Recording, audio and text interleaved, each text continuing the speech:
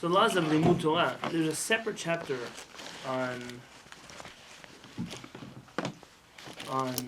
respecting rabbis, those things. But this is the laws of how to learn Torah and how the interaction between the rabbi and the talmid should go. So they overlap a little bit. This is if you go to Sefaria, you click Halacha, you click Shulchan Aruch.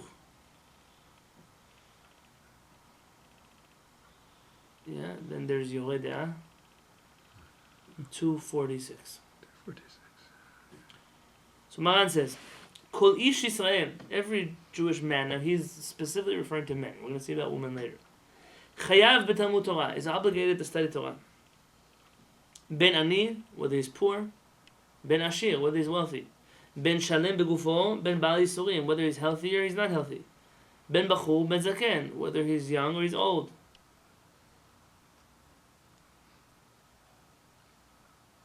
Afilu ani hamchazer al ptachim, even a poor person who knocks door to door to collect money, I mean that's how poor he is. Afilu ba'al isha uvanim, and even a man who has a wife and kids. Why would you think that's a category that's exempt? Because like everybody else, he has something else he's busy with. So Mahan's saying no matter how busy you are, how not busy you are, how many excuses you come up with, Chayav likboa lo zman, he must set aside a time l'Talmud Torah, to study Torah. How much time, he doesn't yet tell us. But how often? How often must the person study Torah? All the time. What? All the time. Okay, but what's the bare minimum we'll say? Oh, I remember you said something on Shabbat about 8 hours. But that was the Rambam, right? Bayom uvalayla. It has to be in the morning and in the night. You have to study Torah in the morning and at night. Shneimar, like it says, v'hagita bo yomam v'layla, and you study the Torah day and night. And it doesn't just mean all day and all night, but at the very least, some days you have to study something in the morning and something in the night. So now you're fulfilling the mitzvah now, what you're doing now. Also in the morning, it's a good thing before a person takes off their tefillin. If they're not able to be in the Beit HaKnesset, they're driving to work. So at least in the morning, before you do anything else, you should study something from Torah. Some of you are signed up for email, some of you have a sefer, some of you have an audio class. Whatever it is that you're doing, that is Talmud Torah. Rama writes, Uv'sha'at adchak, in a time of pressing need, urgency. Afilu lo kara kriyat shema, shachrit v'arvit. Even if you didn't study this, even if you only read Shema in the morning and Shema at night, that's enough. Lo yamushu mipicha karinan bei. You fulfilled the obligation of staying away from forgetting the Torah. And if you say Shema in the morning and you say Shema at night, that's in the worst case, that still counts as studying Torah. There's also what we have the additions in the davening too, like Ketor Lesson, Pisanim, Tana, Yahu, and all that. That's also considered learning Torah, correct? They would also, Shema is more because Shema is actually Torah. And Shema is not rabbinic, Shema is biblical, it's real Torah. Well, interesting, because I thought you're obligated to pray, and that was a separate mitzvah. That's right. But Shema Yisrael is not prayer. Shema Yisrael is study. Which is why you have to say the blessings of the Torah before you say Shema. You could pray before you say the blessing of the Torah. That's interesting. But you can't say Shema without saying the blessings of the Torah. So I guess a somewhat unrelated question then. So what is, if you're very short on time, then what is the minimal for the prayer? Is that just the Amidah? If you're very short on time, a full tefillah, what is a full tefillah? Complete tefillah. I thought it was the Shema and the Shemoni Esrei. Pesukei is Zimra. Okay, so let's say Berkot Torah and Berkot HaShachar, those are obvious. We have to say those. Okay, now, from when you pray. Pesukei Zimra, meaning from Baruch She'amar until the end of the Amidah. Yeah. That section is tefillah. Everything before and everything after is an addition. Well, I was going to say one part. But that includes the Shemoni, the Shema. That's right. Now, the minimum from that, so there's an argument in the Poskim. Let's say it's Baruch She'amar, Ashrei Yishtabach, and then from Baruch Hu until the end of Amidah, nothing to skip. Yeah? Perhaps a soldier in war has a way around that too, but that's different.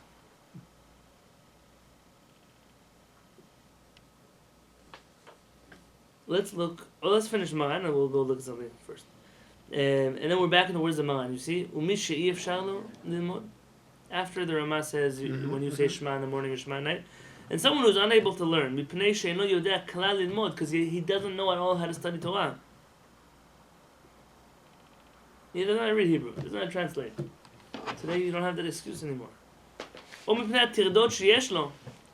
because he's just so busy, he has no free time, mamash, not a second of his life to spend Torah. Yaspeak la'acharim halomdim, at the very least, he should support those who study Torah. That's interesting. Is Maran saying support people who study Torah will fulfill your obligation of studying Torah? Or is that just better? It's at least something. I mean, do you fulfill an obligation from helping somebody study Torah? Or are you just doing a mitzvah of tzedakah and you're showing Hashem, hey, I wish I could study Torah if I could, but you're not receiving the mitzvah of Torah study? We hear all the time about the Zevulun Yisachar relationship. Right. It seems to me, according to Maran, that you're not getting a mitzvah of studying Torah. You're definitely getting a mitzvah of supporting those who study Torah. Meaning you can't be accused of a person who doesn't care about the Torah. Ramah feels like this. The Ramah says, "If it will be considered for you as if you learn yourself." Meaning, paying somebody who studies Torah, supporting somebody who studies Torah, will be considered as if you studied also. And a person can make a condition with his friend, you study Torah, and I'll take care of your parnasah. And you'll share the reward of study Torah. But if the person has already studied Torah, and you go and say, hey, can I get 30 minutes of the last hour that you study Torah? You can't buy already studied Torah. You can become a partner in future Torah study, but not in past Torah study.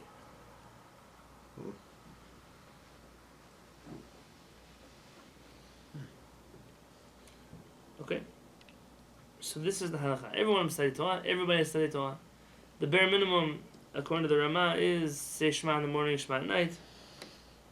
And someone who can't study should at least support those who study. Let's look at the Shach. You can find the Shach. You click on halakha aleph that we just read, and it should say commentaries. Ever since I opened my forum on the internet, I use Safari a lot. I don't have to type anything up. Commentaries. Then there's Siftei Kohen. You see that commentary? Siftei Kohen. Yeah, 3 of them.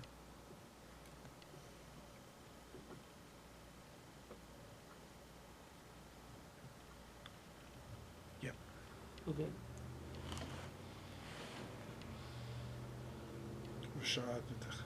Yeah.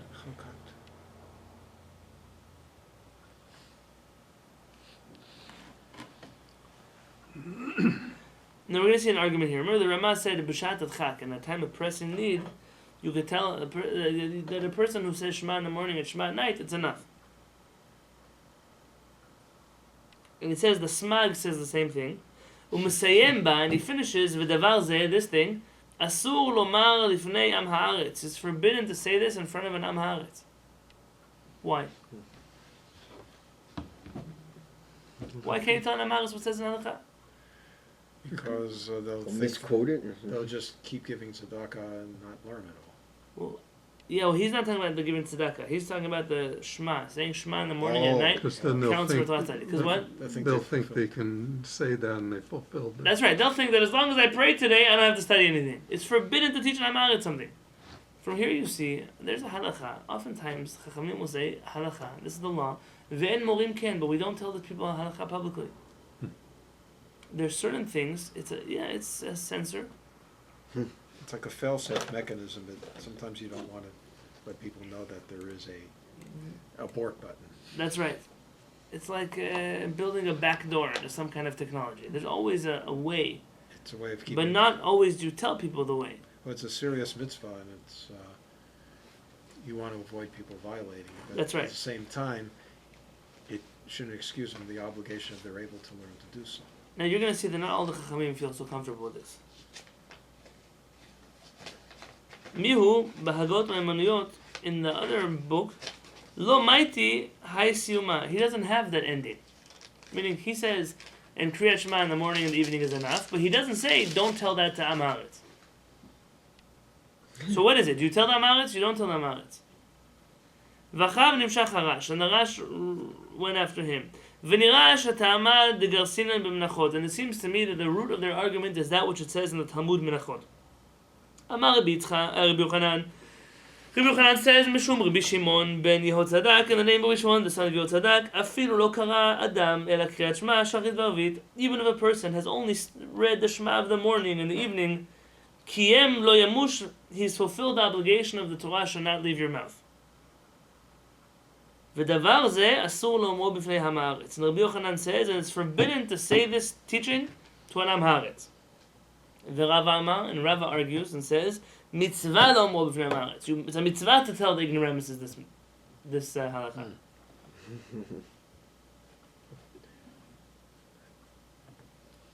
Why on earth would you tell the Am Haaretz? We understand why not to tell the Am Haaretz. Because you might get depressed and think that, oh man.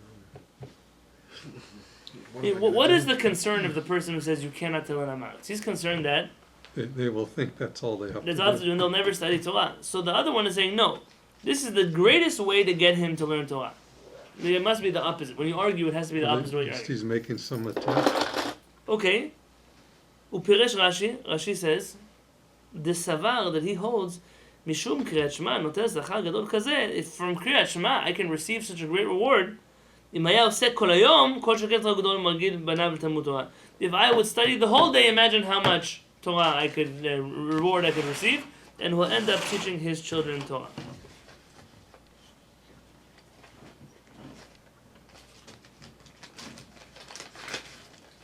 So what is he saying? If you tell a person you can get the reward of studying Torah all day just by saying Shema in the morning and at night, that will motivate him to realize that just from a little bit of Torah you can do so much, so he'll study more Torah, and he'll end up pushing his children to study Torah. The other rabbis, Savri Hanachabanan, the other rabbis say, Matzi Patri Nafshayu B'Kriyat Shema, that the man will think that he's exempted himself from just saying Shema. V'yat v'ikulo yoma,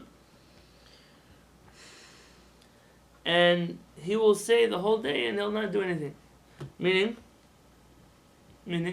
these two rabbis are worried.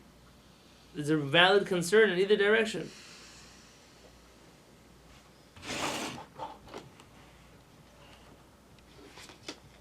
So what do? Do you tell them out or not? Depends I on the guess- Am Haaretz. Yeah.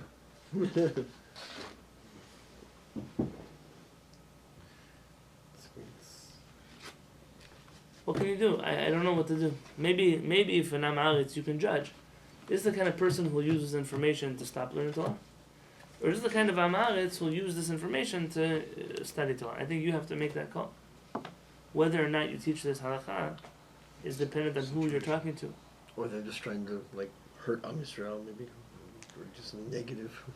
Well, there's a person saying, what's the bare minimum Torah I have to study? That's all I want to do. So you tell him all day and all night he has to study Torah. Someone says, I really want to study, but right now I'm feeling like every day I go by I don't study, and it makes me lose any hope of studying at all. That kind of person, listen, it's worth saying Kriyat Shema, and everything you can do more than that, you can add 5 minutes of studying. 5 minutes of studying is valuable. You have to... Okay.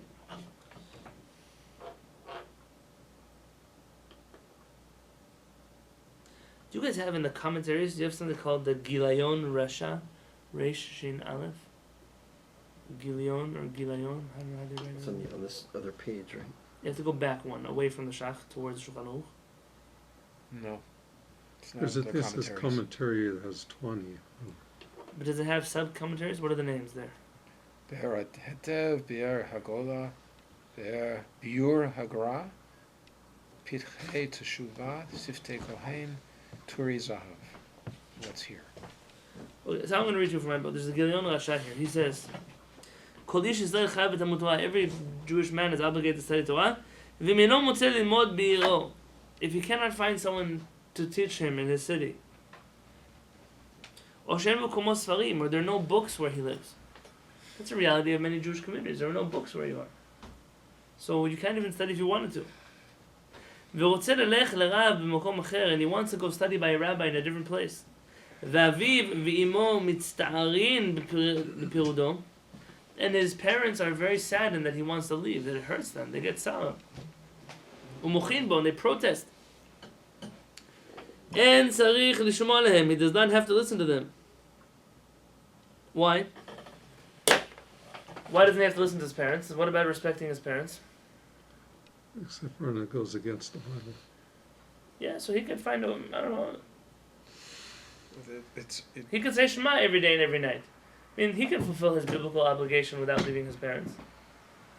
They're not parents that are willingly sending him. It hurts them that he's leaving. So, why can he go?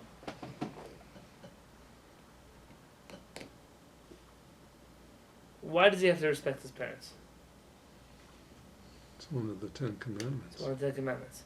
Chachamim say there's 2 exceptions to this. A person has to respect their parents except for in 2 areas of halakha. What they They say tell you them to can't sin. study Torah or you can't. Regarding Torah study and? Sinning of arrogance. Okay, that's for sure. Maybe they tell you to go against the Torah. So Baruch already, we showed that he's not breaking the Torah because he's saying Shema morning and night. So one, if they tell him not to study Torah, and one, if they tell him that they don't want him to get married. Yeah. They protest his marriage. In those 2 areas, you don't have to listen to them. The reason being that you respect your parents up to the point where it interferes with your life. I mean, these are life decisions. Learning Torah, getting married, you're still going to be stuck with the same wife long after your parents are here. Hopefully. I mean, that's not a decision that parents can make for you. I remember once seeing a Netziv, Naftali Tzvi Huda Berlin. It was the famous Netziv, was the one of the rabbis of Rav Kook, a Rosh Yeshiva of the Volozhin Yeshiva. I once saw him write something that it depends how much they suffer. If it's like an unreasonable amount of suffering, then even though you're not forced to listen to them, but a wise son will either listen to them or try to appease their suffering. I mean, if it's not a normal amount of suffering, but just they don't like it, it's okay if they don't like it. They don't have to agree with everything you do. Halakha bet.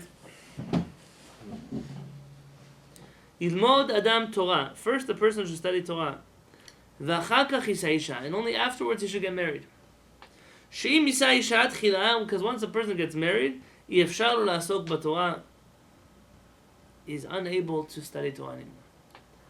Ma'achar sherechaim v'tzavaro, because the yoke is now on his neck, meaning he got the harness is on his neck.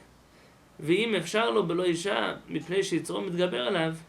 But if you cannot hold back from getting married because of his yetzer hara, yisa isha tchila, he can marry his wife first. You should know, among the Chachamim, there's a number of reasons for why a person gets married. And there are different categories of a man being with a woman. There's a man being with a woman to fulfill the mitzvah of having children. That's one facet of being married. One facet is lo tov hiyot adam levado. It's not good for a man to be alone. And then companionship is a reason. One of the reasons why a person gets married, because his yetzer hara is burning him, and what's he going to do? He can't do it b'yisur. Every one of those parts of a relationship comes with different ramifications. For example, when a man is with a woman, Chachamim say, either he's there because it's a mitzvah, it's the time he has to be with her, or because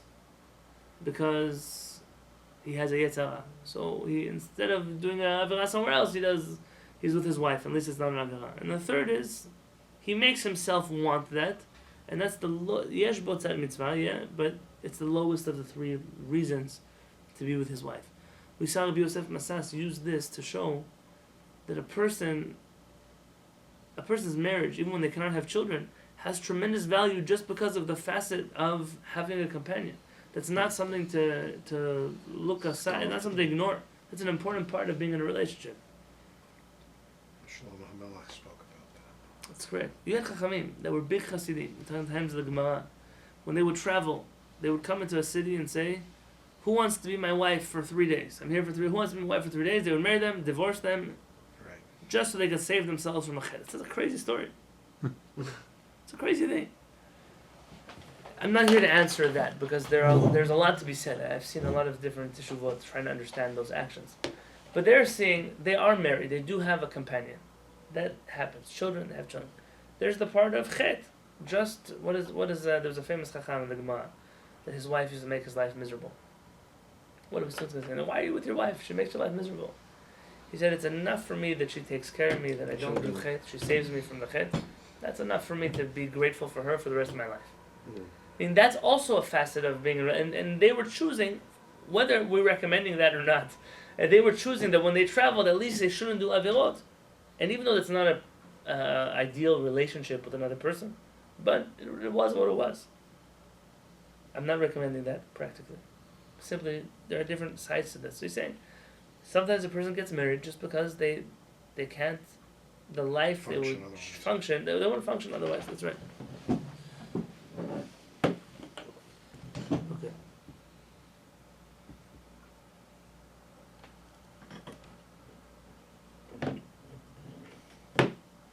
Next halakha, Gimel.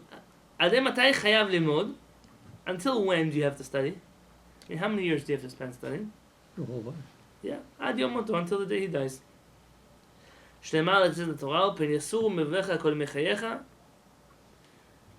So the Torah will never be forgotten from you your whole life. V'kol zman shlo yasok b'Torah, and it's inevitable that any time that you don't spend time studying, hu shochech, you forget the things that you studied. Anybody knows this. Anything you studied, if you didn't review it recently, you'll forget it. And therefore, because we have a commandment not to forget the Torah, it's not just to study Torah, also to forget the Torah, and we have to make sure that we constantly are studying.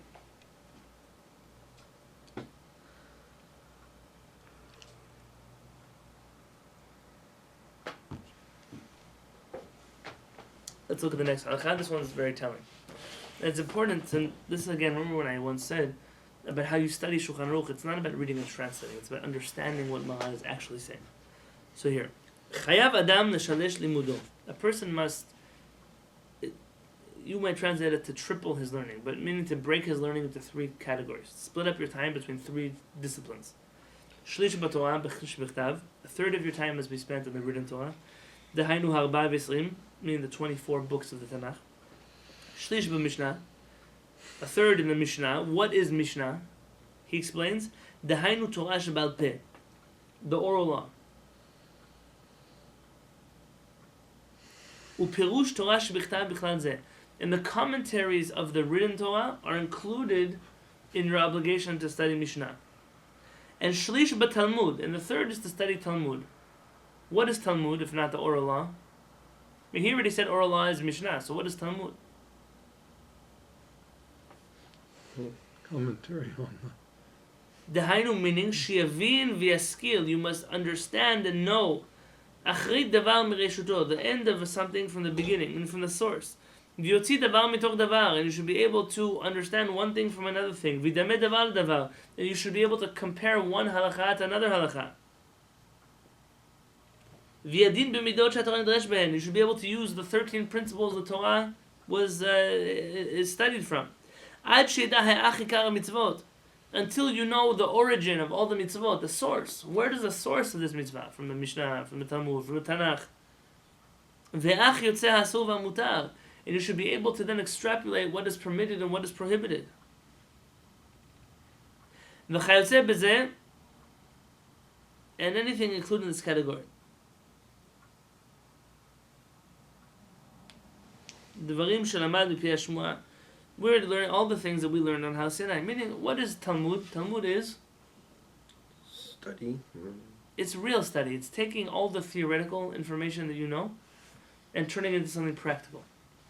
Let's explain right now that when the Shulchan Aruch, the Rambam say the word Talmud, they're not referring to Gemara. They're referring to what we call today halakha. Not do this, don't do that, but really learning every halakha from its origins, from the source all the way down to where you are today. So it's a misnomer. People say you're supposed to study a third Tanakh, a third Mishnah, and a third Gemara. So when do you study halakha? Really, what you call Gemara belongs in the second category called Mishnah. And what you call halacha is the third category that the Rambam calls Talmud. It's the conversation surrounding the oral law. That's halacha. So when did the term Shulchan Aruch come into prominence? When they use the idea of using the word Shulchan Aruch as synonymous with halacha is seems to be a Ashkenazi Hasidic thing. I mean, when you say it goes against Shulchan Aruch, they don't actually refer at all to the book Shulchan Aruch. They just mean, when they say it goes against Shulchan Aruch, they mean it goes against halakha. So even if the Shulchan Aruch says something, and it goes against the way they understand halakha, they'll say that's against Shulchan Aruch. But that's what the Shulchan Aruch actually. It took me a long time to realize that. It's like they're I would be arguing with people and then didn't realize that when they say Shulchan Aruch, they don't actually mean Shulchan Aruch. And Shulchan Aruch Harav. So how is it differ from normative halacha? Is it the minhagim that do it? Is it incorporation of Kabbalah? How does it differ? Because I've studied it in the past at different times, but it seemed to be very specialized in some ways. Okay, so you have There's many others like you have that, too. Mishnah, Tanakh, Mishnah, Talmud. Right. The Rambam, essentially what he does is take all of that information and codify it. And not really codifying, that's an incorrect idea. Rambam is not ruling anything really original. There's a famous academic essay, it was written by Talmud that the Rambam never deviates from the Talmud. His rulings are in accordance with the Talmud. Maran then takes rulings that were written after the Rambam and tries to codify them into halakha. What happens after the Shulchan Aruch is many rabbis start writing their own books of halakha that are not really legal works in terms of they start here and they end here. But the works of halakha like the Kitzur Shulchan Aruch or the Ben Ish Chai, or these books are books of, it's for the layperson, it's the laws of Shabbat. I'm not going to confuse you with the details. Just do this, don't do that. Hold the cup like this, pour the wine like that. Cut the bread like this, dry your towels like this, put milk, mix the sugar into the drink like that. Everything is details without any of the greater picture. The Shulchan Aruch Harav is the Shulchan Aruch of the Baal HaTanya. They say that the Magid of Mezrich was the rabbi of the Baal HaTanya. He asked him to write a book of halakha for the Hasidim. What his methodology is and how he reaches the conclusions he reaches, I'm not an expert in that. But I will tell you, the fact that it's called the Shulchan Aruch is a misnomer. It should be called like the Kitzur Shulchan Aruch of the first Lubavitch Rebbe. Meaning it should be that this is his own abridged version of halakha that he gives over to people. And the reason it seems specialized is because it really doesn't cover the majority of Shulchan Aruch. It covers a lot of Orach Chaim, the first, and then the rest of Shulchan Aruch is kind of flaky. The laws of Shabbat it doesn't cover very well. It's not a complete work. So I would never recommend for a person to just study Shulchan Aruch Harav on his own. Normally we study it as what do other rabbis say after the Shulchan Aruch was closed. But for the most part on its own, it's not a book that I would recommend. Even if a person studied Shulchan Aruch Harav from cover to cover, he wouldn't know all of halakha. Unlike a person who studied something like Kitzur Shulchan Aruch, he may know only one approach to halakha, but at least he'll cover most of the topics that are relevant to a person in one book. And see some of the arguments. Right. Okay.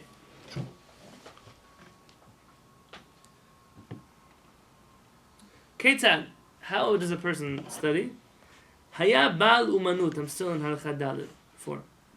If he was a person who works, Vosek b'melachto gimel shaot, and he works for 3 hours a day, bayom. V'tet b'tera, and now he has v'tet b'torah. I see it's a mistake. I'm in my book. And he studies 9 hours a day Torah. So a regular working person is working 3 hours a day, studying Torah 9 hours a day. Kure gimel mehem b'torah. He studies 3 hours in the Torah shebichtav, in the written Torah. V'gimel b'torah sheba'al peh, and he studies 3 hours in Torah sheba'al peh. V'gimel yivin davar mitoch davar. And the third is comparing things to things, meaning study of halakha. B'mei dvarim amurim, when does this apply? B'tchilat limudo shel adam, in the beginning of a person's Torah study.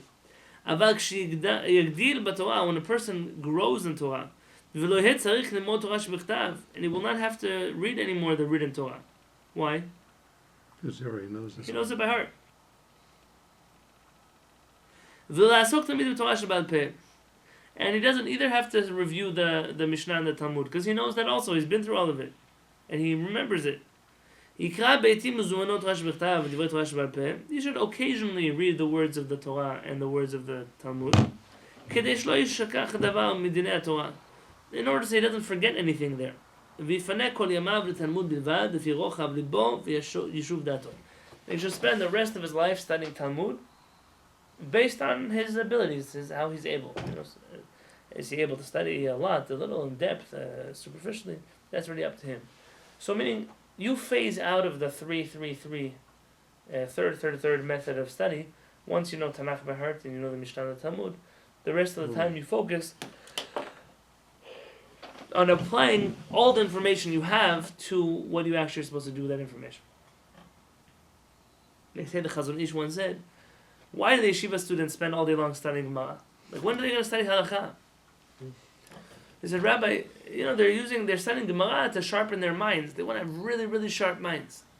And he said, that's wonderful. He said, that's great. So let them sharpen their minds, but when are they going to start using their minds? That was his.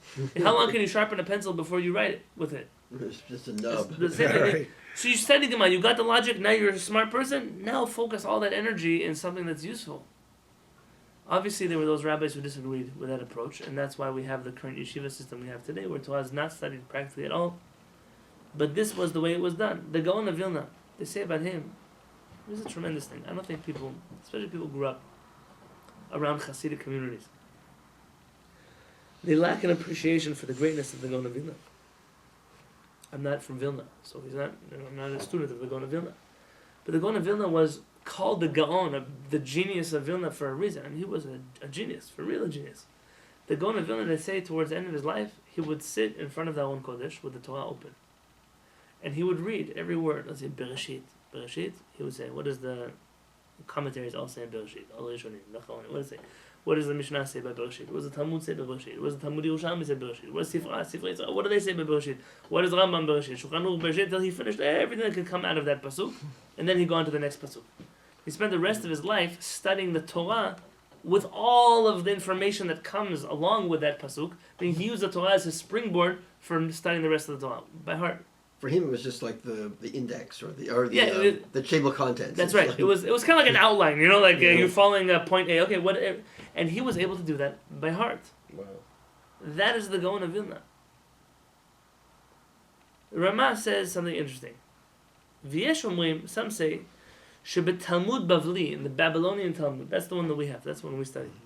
Shehu balul b'mikra, b'mishnah, v'gemara, that it's full of psukim, it's full of Mishnah, it's full of Gemara. Adam yotzei yedei chovato b'shvil hakol, that a person can fulfill his obligation of studying all three disciplines just from studying the Babylonian Talmud, because it includes everything. Ven adam lilmod ki mikra, Mishnah, u'Gemara v'poskim hanimshachim achareim. Really says the Ramah that a person should not study anything else except for the Tanakh, the Mishnah, the Talmud, and all the poskim that follow, meaning halakha. And with this he'll inherit both this world and the next world. But not with studying any other wisdoms. The question here is, what does it mean, every other wisdoms? Some of the commentaries say that it means secular wisdoms, but Torah wisdoms, yes. It seems what he's saying is not that you study Tanakh, Mishnah, Talmud, and all the poskim. Don't waste your time on other areas of Torah that are not other areas of anything. That's what you need to study. Nonetheless, you can study occasionally other wisdoms, as long as they're not works of heresy. So this is Ramah. The Ramah says it's okay to study things that are what you would call secular wisdom, but don't spend time on things that are heretical. That's not proper to do. And that's what our rabbis call traveling into the Pardes, what we consider a Kabbalistic story. He views as studying books that are external to the Jewish tradition. And a person should not wander into the Pardes until he has been fully satiated with meat and wine. Until his belly is full of meat and wine, he shouldn't wander the Pardes. Meaning, until you are an expert in the laws of what is permitted and what is prohibited in the mitzvot, you shouldn't spend time studying things that are going to shake up your belief. You should approach those disciplines when you're ready for that. The Kabbalah said the same thing about Kabbalah. That a person should not study Kabbalah until they fill their belly with Shas and Poskim, with the Talmud and the Poskim. I believe the reason for this is very important. I'm going to tell you an observation. My observation is I'm sure there are those who won't agree with me. When I study the writings of Chachamei Sfarad especially. The reason I appreciate them so much is not because they're Sfaradim. There are a lot of things I don't appreciate about Sephardic theology. What I appreciate there is that even the Ben Ish Chai, who was on fire with Kabbalah, he had a discipline of, he had to justify everything he said, at least try, with what is the Shas and the Puskim, the Rambam. In Ashkenaz, you found rabbis that said, hey, let's burn the Rambam still. I'm talking about 50 years ago, 100 years ago. I mean, let's get rid of the Rambam. Because it goes against what we believe to be correct. Whereas our Chachamim were forced, as much as they wanted to fly into the world of Kabbalah, they had to answer up, they had to be a posek first. They had to be able to sit on a bedin first. This idea of a philosopher who was not a posek was very foreign to those Chachamim. And I appreciate that. I appreciate knowing that at least I could trust that even if I don't accept the conclusion, or I say the conclusion was influenced by something external, but that the wisdom wasn't tainted by something else. When people wander into areas, someone recently asked me a question about business law, maybe 2 months ago. I don't know, should I cheat the partner or not cheat the partner? I don't want to mess any klipot, and I don't want to break the fires of the tikkun. And I said, do you know what you're saying? I mean, you don't want to cheat your partner because it's a biblical commandment not to cheat your partner. That's what you don't want to do. You don't want to steal because it's one of the 10 commandments not to steal. I don't even know what breaking the fires of the tikkun. I don't know what you're talking about. You don't know what you're talking about. But you have a world where people don't know halakha, but they know all about the tikkun. They know all about those vessels that were broken and sparks scattered, and it's very scary. Because these are people who are not grounded in anything. And especially according to us who believe that there are words of Emet in the Zohar, for example, and there are words of the Zohar that were influenced by foreign forces. Unless you are grounded in the books that are absolutely real, how are you going to know how to separate between the truth and not the truth? When a person wants to discuss what Judaism says about politics, to do that, it's okay. Judaism and politics mix. Maybe you don't like to, but they mix. But you have to know Judaism well. You can't just... Your knowledge of Judaism has to be at least as well as your knowledge of politics. Yeah, you give us a couple of good examples of that. Right, but this like is with immigration, for example. Immigration, abortion, real key issues. You can have an opinion about those things, but you have to first... I was just recently I was learning one of my Talmudim, a police officer who arrests somebody. In Halakha, we have a concept of a judge who's able to take away a person's freedom temporarily until we decide what to do with him. But what right does a police officer have to put handcuffs on another human being? He's not a judge. What right does a police officer have to limit the freedom of another person? But doesn't it say in the Torah, like, shoftim veshotrim? So shouldn't the right. shoftim be doing something? But that means those are two different jobs.